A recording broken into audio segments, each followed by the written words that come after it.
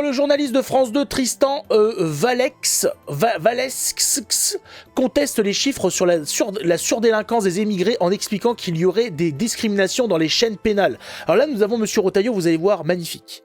Face à ce gauchiste. Ce qui est intéressant en France, c'est qu'on a des journalistes, donc des gens qui sont censés informer, qui sont simplement là pour présenter, par exemple, ce qui s'est passé ces dernières 24 heures, là, aujourd'hui en France.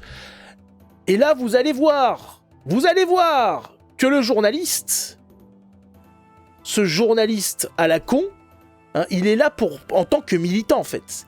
Il est là pour défendre une thèse, pour défendre une idéologie. La neutralité, la pseudo-neutralité, le pluralisme, tout ça, c'est des foutaises. Hein, c'est de la merde ambiante pour nous enfumer. Vous allez voir comment ce journaliste cherche à contredire au lieu de simplement faire son travail. Hein, il est là pour faire une interview, il est là pour discuter avec monsieur Retailleau. Non, il est là pour mettre en place son disque, hein, pour mettre en place son scénario. Et vous allez voir que quand même monsieur Retailleau ne se laisse pas faire. Il ne se laisse pas faire, monsieur Retailleau. Il y a 1,4% des personnes sous OQTF Attends. Voilà.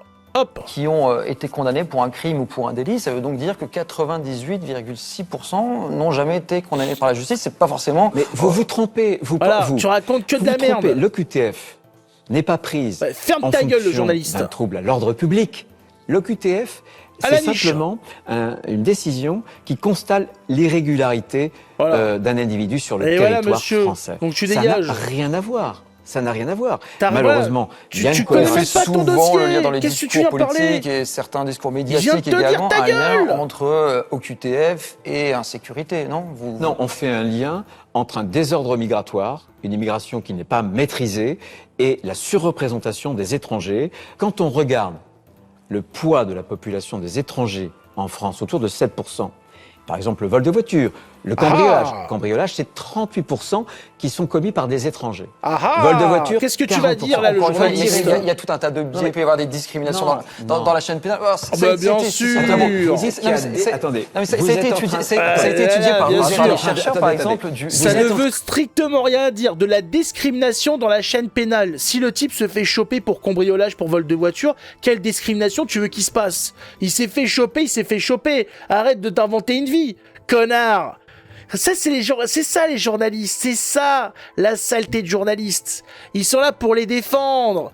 Mais non, monsieur Retailleau, vous n'avez rien compris, voyons. Si des immigrés se font arrêter pour des crimes et des délits, c'est parce qu'il y a du racisme, il y a de la discrimination, hein. Mais bien sûr, voilà. Parce que si, voilà, un policier tombe sur un jeune immigré, hein, qui viole une femme, et s'il l'arrêtait pas, eh ben on n'aurait pas la stat. Eh oui! Bien sûr! Oh là là là là là là là là.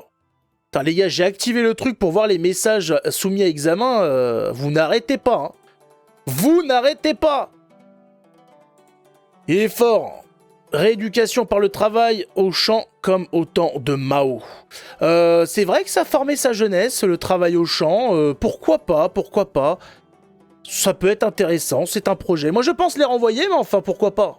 En train de dire qu'il y a des discriminations dans la chaîne pénale. C'est-à-dire que nos magistrats jugeraient plus durement pas moi qui le dis, ce les sont étrangers des que les chercheurs nationaux. qui sont arrivés à ces conclusions-là. Et par exemple, le CEPI, donc qui est le Centre d'études prospectives et d'information internationale, un centre sérieux qui dépend de Matignon, a expliqué que les études concluaient unanimement à l'absence d'impact de l'immigration sur la délinquance. Eh bien, la réalité dément cette étude. Oui, cette allez réalité, hop, voilà, tu dégages, voilà, ferme ta gueule. Il y a les chiffres de ton truc, de ton organisation de gauchistes, il y a la réalité, monsieur le journaliste. Regardez par la fenêtre, monsieur le journaliste. Arrêtez d'être dans vos papiers à la con. Quand on regarde les papiers, on nous explique qu'il n'y a pas plus de délinquance, il n'y a pas plus de crimes qu'avant. Allez dire aux femmes qu'elles n'ont pas plus de problèmes dans les rues qu'avant. Allez dire aux gens, aux petites vieilles, qu'il n'y a pas plus d'insécurité dans la rue, que quand elles ont peur de sortir, c'est simplement une lubie. C'est CNews qui leur fait peur. Allez-y, monsieur le journaliste.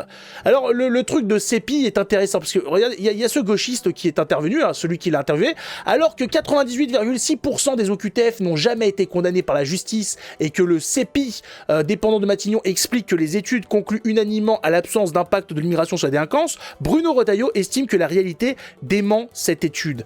Et il y en a un qui a débarqué avec des chiffres, et qui a démonté son copain CEPI, hein. Monsieur Marc Vanguard, le spécialiste des statistiques, il a débarqué, hein, il a dit ta gueule et puis c'est tout. Et puis c'est tout. Ce papier du CEPI est très discutable, et pour cause, les immigrés extra-européens sont surreprésentés dans les crimes et délits partout en Europe, même une fois neutralisés par les écarts d'âge et sexe. Voilà, on lui dit non mais ferme-la.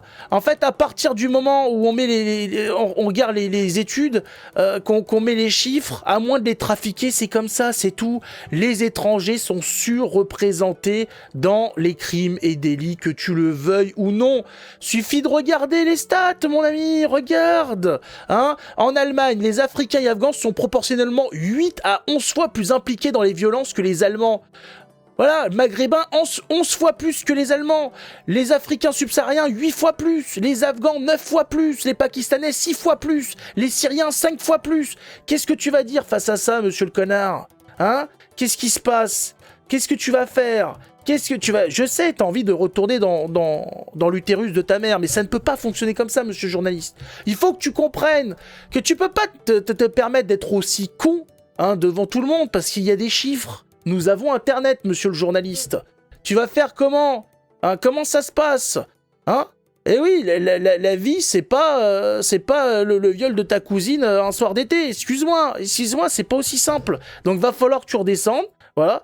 Hein, tu lâches la cousine et tu ouvres des bouquins, je sais pas, tu étudies, tu ouvres une page internet, tu cherches. C'est Piladi. Allez, va te calmer, mon copain. Allez, hein, voilà. Arrête de d'engrosser ta cousine et reviens dans le réel, s'il te plaît.